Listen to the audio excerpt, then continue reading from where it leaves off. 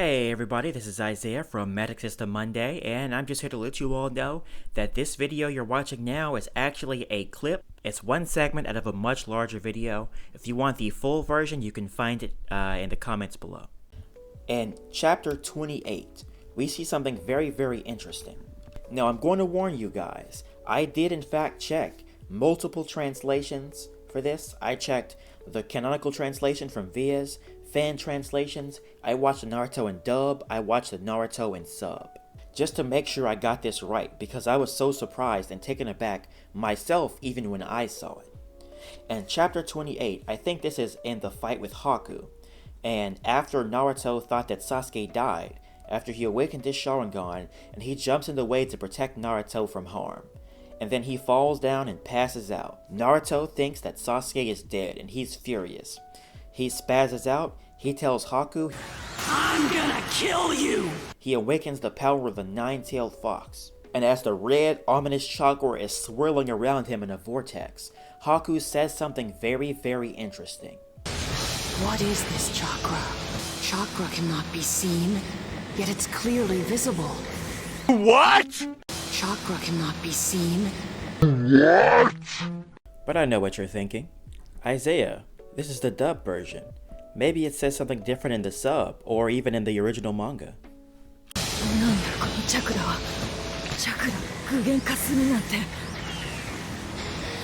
What did he say? And while it varies exactly depending on which translation or whether you're watching the anime, what he says is this: chakra is not supposed to physically manifest itself. In one translation, he says that it should manifest itself. On another situation, he's asking how is his chakra manifesting itself. In another translation, he says, how is his chakra visible? Question mark. As if this is not some normal thing that's supposed to happen. Now, admittedly, there are occasions before this where we see people's arms or legs or whatever glowing, so that the viewer knows that there's energy being used, or that there's some kind of power going on there. However, it looks like those weren't meant for the people in world. They couldn't actually see that. That's just for us. It's very similar to how the writer of One Piece likes to show armament hockey, where a person's body part turns black. That's not actually something that the people in that world can see. And up until this point, one of the only real occasions of a person physically manifesting chakra that can be seen, that can be considered tangible, is Naruto. Just in this occurrence, and I think other occasions where he uses the power of a nine-tailed fox. I think in like the first episode he does this too, he freaks out once, except back then the chakra was blue. Some people just deny the context entirely. They'll make the argument that Haku is just referring to how surprised he is regarding the nature of the chakra itself, as opposed to the fact that it's overall physically manifesting. So in order to prove that that wasn't the case, I actually went back to the original Japanese text itself. I actually used ChatGPT. I asked ChatGPT some questions regarding the context of the scene and the text that I gave him, and his answers are quite revealing. So what we get from this, and Haku is not inexperienced, Haku's not an idiot, Haku is a Jonin level threat, who sits here, looks at the audience, and tells us that this exact thing that Naruto is doing, physically manifesting the chakra, is not normal. He didn't say that the chakra didn't make sense because it was red, or that it was ominous chakra, even though he does reference that. He says the fact that his chakra is tangible, that it's actually appearing in the physical world, is not normal, which is really interesting. Because up until this point, we use chakra to fuel ninjutsu. Up until this point, no one actually uses any physically tangible chakra-based ability. This is obviously with the exception of things like elemental ninjutsu, like the fireball jutsu and Chidori and things like that, because at this point, the writer seems to clearly be thinking of those as different things. So manifesting raw chakra is not something he intends at this point. Otherwise, they would have each gotten the same reaction. No one freaks out when someone uses fireball jutsu, other than the fact that they did not expect a child to be skilled enough at that point. No one freaks out when we see Chidori, except for the fact that the Chidori itself and the Raikiri by extension is particularly powerful. And even Haku himself is skilled enough to turn his chakra into ice mirrors, so common sense would dictate that this is something he's familiar with. Meaning the act of using chakra to make an elemental ninjutsu and using and manifesting chakra on its own, at this point in the story, are categorically separate things. Long story short, this chapter tells us a very important piece of information that is categorically and objectively thrown out the window as quick as humanly possible. Under the Chunin exam, we get a number of occurrences where characters actually manifest chakra on their own. First, we have chakra strings. Now, the interesting thing is that in the wiki, chakra strings are defined as being made of condensed chakra. And this is very, very interesting, because this, along with Chidori, end up fueling a lot of arguments about whether or not what Haku said was retconned or not. A lot of people think it's not a retcon because of the fact that Chidori and the chakra strings are described as condensed chakra. And the ninja's ability to focus its chakra at the point of impact. Once speed and focus have attained a certain level, the chakra actually becomes visible. So people are saying, oh, it's not that chakra can't be seen or manifested at all, it's that it has to be dense enough. And there are a number of occasions in the future in Naruto where chakra is described as being dense or more dense than others. However do you plan on fighting me, weighed down with such dense chakra? However, this is a problem, and let's talk about why. For starters, I already described earlier how the writer seemed to be implying that chakra could be used to fuel ninjutsu by combining elements into it, and that was what made those elements tangible. Even Haku knew this. However, when Sasuke learns the Rasengan, Guy Sensei explains the reason that the lightning is physically visible and manifested is not because he combined some form of nature quality with it, but because so much chakra is condensed into such a small confined space that it can be seen physically. This makes absolutely no sense, because Haku would have been familiar with that fact. If all it takes to make chakra tangible, regardless of whatever element is involved, is just making condensed chakra, then this would either arguably apply for his jutsu and all the other jutsu he's ever seen, or even if they didn't, he still would not have believed that what Naruto was doing with his chakra was impossible. He might have said that it was too advanced for him, or that he shouldn't have that much chakra, but that's not information that he said. Any way you slice it, the actual information as it is described in the actual manga and anime is contradicted here, because these two things are still supposed to be impossible, unless you think that Haku is an idiot. In the scene where the Chidori is explained in the Chunin exams, almost comes off to me as the writer trying to cover his behind, where he realized that he didn't actually want chakra to be some kind of permanently intangible thing. And he realized he made the contradiction with the fireball jutsu and maybe the Chidori earlier than that. But it's also possible he recognized the contradiction with chakra strings or some other jutsu I'm not aware of, and decided that he wanted to try to fix that mistake. So he felt like explaining why those types of jutsu were possible when chakra couldn't physically manifest. However, as I stated earlier, if you go back to the manga where chakra and jutsu are first explained, he makes it very, very obvious that something other than just chakra is mixed into ninjutsu. You're mixing in the elements. And while at this point we don't exactly know the particulars on how that works, we know it is a thing and it does make them tangible. I feel like he took the wrong route here, where he had a system that was perfectly legitimate and made perfect sense, but he went back on it for pretty much no reason. This is one of the very first occasions of Kishimoto coming up with new rules out of nowhere just to cover his tracks, when quite honestly he didn't need to. He proceeds to do this several more times throughout the course of Naruto. Now, another occurrence where it's actually debatable whether it is or is not a contradiction is the Gentle Fist. Now, what the Gentle Fist does is, I gotta give you a brief explanation. Now, every person possesses what's called the chakra network. This is the system that chakra flows through in your body when you're using it. It's kind of like the meridians, and it's actually directly tied to your ability to use chakra. If your chakra network is damaged, you might not be able to use chakra. There are like pressure points all throughout the body that a person who's using the gentle fist can turn on or off to stop people from using chakra, and therefore preventing them from using ninjutsu. And they do this with the gentle fist technique. What they do is, they conjure chakra through their body, into their fingers, and then they poke people really fast. They have this thing called the Byakugan, which is a sensory ability. It allows them to see a lot of things, but it also allows them to see specifically the flow of chakra, and in doing so, they can see the chakra network and these chakra nodes. And they use the chakra flowing out from their fingers to turn these nodes on or off. Now, admittedly, I actually go back and forth on whether I consider this a contradiction.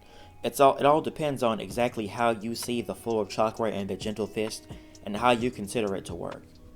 Because you may just see it as them shooting out chakra, actually shooting it out of their fingertips, which seems to be a possibility, in which case it's a contradiction. On the other hand, you might also see it as them just enhancing their fingers and their hands with ninjutsu the same way that people enhance the rest of their body. If that's the case, we have an entirely separate issue to worry about. Yes, there are a lot of pressure points in the chakra network across the body, and medical ninjutsu are later stated to have to recognize a lot of those different pieces of the body in order to actually do their job and to heal people and to recover them on the battlefield and all that good stuff. One example of this is Lady Tsunade. She actually states later in the story that healing people is done through the chakra network. So we know that medical ninja have a good understanding of the chakra network. What's to stop somebody from just memorizing the pressure points? Because while I'm pretty sure having the Byakugan makes seeing those parts of the body where chakra flows easier, they're in the exact same place every single time. What's to stop a particularly skilled ninja from recognizing where the pressure points are and then just hitting people in those pressure points?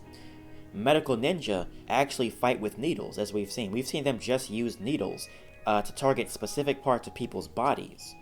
And even earlier in the story, we see Haku do this with one of his friends to hit a specific pressure point in his body to make it appear that he was dead when he really wasn't.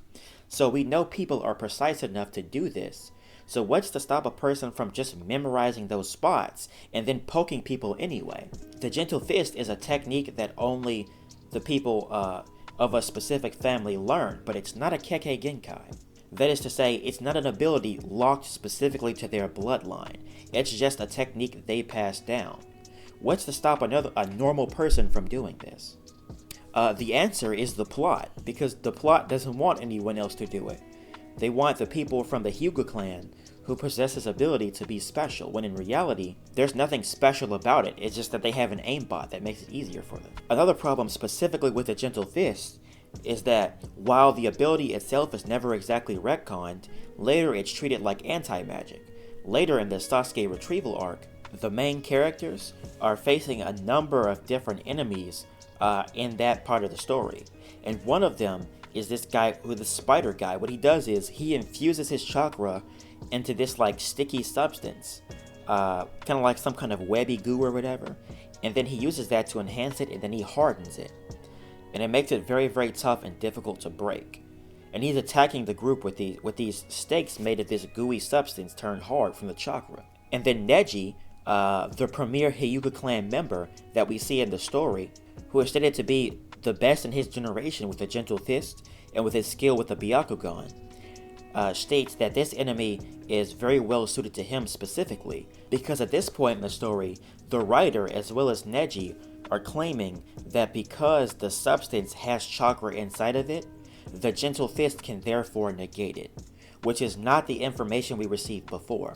What the gentle fist does is, it manipulates and stimulates the chakra network's pressure points. It doesn't negate chakra because it uses chakra. It's not a sealing jutsu. So the writer immediately decides that just because a substance has chakra in it, a person with a gentle fist can just cut through it like it's anti-magic, with Asta's sword or something like that. And this is something that, to my knowledge, is never referenced again, but his usefulness in this exact part of the story is depending entirely upon this argument being true, and at least in the moment he proves it right, which is absolutely ridiculous, because that would mean he can cut through way more things than just that sticky substance. he could cut through raw ninjutsu. But of course the writer doesn't actually believe that because he never cites this as being a possibility again, to my knowledge. I could be wrong about that. If someone wants to cite me on that, feel free to do so. Unless it's part of the light novels, because the light novels are very, very inconsistent, they're very clunky, and they read like fan fiction. Even if the writer doubled down, it is still based off of a retcon in the first place. But this is canonically true, at least in the moment. Getting back to physically manifesting chakra, we have the greatest offender. If you believe that I was nitpicking with the two previous arguments, that's okay. To be honest, while each of them presents their own issues into the world even if they're not retcons, this one is the nail in the coffin. Now, after the Chunin arc in Naruto, Jiraiya, who at this point is Naruto's teacher, they're both going on a journey to find the person who's going to be the new Hokage, and that would be Lady Tsunade, but they haven't found her yet. In the midst of that, however, Jiraiya is actually teaching Naruto a new jutsu that he can use. He knows that Naruto is not good at ninjutsu. He says, "Hey Naruto, I'm going to teach you a jutsu that doesn't require any hand signs." And what Jiraiya shows him is what we know as the Rasengan. It is a tangible ball of chakra that's spiraled and weaved. It's very volatile despite being compressed. It has energy going in all these different directions. It's very powerful and very compact. But it's allegedly very, very difficult because it takes a lot of chakra control. Of course, this is something that Naruto's not good at. He's not the best at chakra control. However, he does find a pretty interesting workaround that works for him specifically. And I'm not going to talk about that because it's not really important to the point that I'm making here. But what's important here is that the workaround has nothing to do with manifesting chakra. It has to do with controlling chakra. Naruto had zero issues physically manifesting the chakra itself. And neither did Jiraiya. It's not a Kekkei Genkai, it's not a special ability that only some people have. All of a sudden, it's just something anyone can do if they want to. The problem is, this prevents a very, very big issue. We have a lot of other ninjutsu that are capable of attacking and doing damage and protecting and whatever, but now we learn that instead of using chakra to fuel those abilities, people can just manifest chakra outright on their own. This presents a question. Why doesn't anyone actually do it? Originally, I would have argued that it's something that people can't do. It's not normal. That's what Haku said. However, the writer doesn't care anymore. We go on in the story to see several other notable characters using the Rasengan, and while mastering the Rasengan is difficult because of the chakra control, the actual manifesting of the energy itself poses zero issues whatsoever. And this is important because more often than not, at least at this part of the story, using most jutsu, like the Fireball Jutsu or the Mud Wall Jutsu or the Water Dragon Jutsu, all of these very powerful jutsu require hand seals.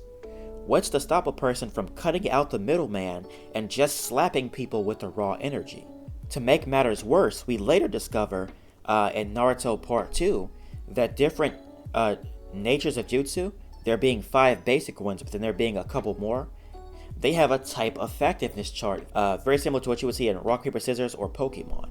That is to say, one element might beat another element, but be weak to another element, like Rock, Paper, Scissors. And this has been a big drawback for a number of characters, where where they specialize in an element that's weak to another specific element, right?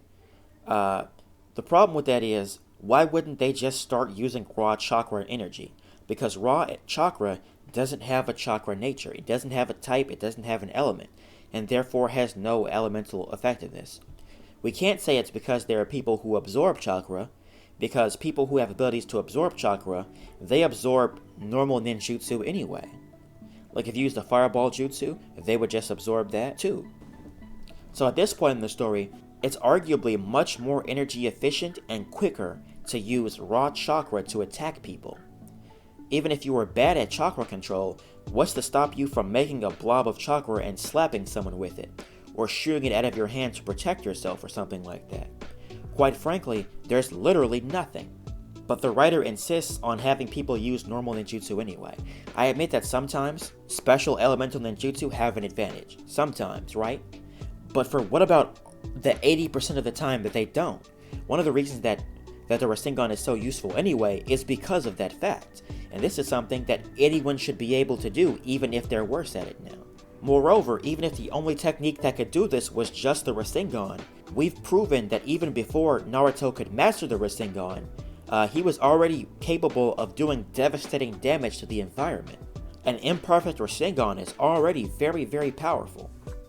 To make matters worse, until Naruto Part 2, the only other deviation of the Rasengan that we saw was the Chidori. The Chidori I mentioned earlier is an S-rank ninjutsu. It's a lightning type ninjutsu that uses lightning to cut things, and it moves really, really fast. It's actually a failed Rasengan, because the person who made it attempted to make a Rasengan but add the power of lightning to it to make it more powerful. And despite the fact that he's had years to perfect it, it never quite worked, and Chidori is all he got, and the more powerful version Raikiri. Herein lies the problem. It's directly stated multiple times that the Chidori is an objectively weaker jutsu than the Rasengan, despite the fact that it takes up so much energy. Mind you, the Chidori is a very, very difficult jutsu to learn, and takes a lot of chakra. So if you were given two options, the Chidori, the S-rank ninjutsu, or Rasengan, which one would you pick? Let's face it, Naruto uses Rasengan left and right, he's got the energy for that. And even if he didn't, an imperfect Rasengan is arguably, in my opinion, better than using a Chidori, because I'll use the Chidori twice and be out of energy. I can make as many Rasengans or imperfect Rasengans as I want, and even if I botch it, I can still do damage. And the amount of chakra that you use to put into a Rasengan is not set in stone. You can put varying amounts of energy in there, and you can make even big ones and small ones. It's not a concrete thing. Which means even if I have very little chakra, I can still get a lot of bang for my buck. So now we have an objectively worse jutsu that takes more energy, takes hand seals to cast, and will put your life in danger if you overuse it. Why would a person not opt to use a bootleg version of Rasengan? Alright everybody, that's about it for today. If you want to hear the rest of this video, you can find the full version in the description below. But if you want to take a look at this video segment by segment, you can find the link for that in the description as well. In any case, this is Isaiah from Magic System Monday, and I'll see you all next time.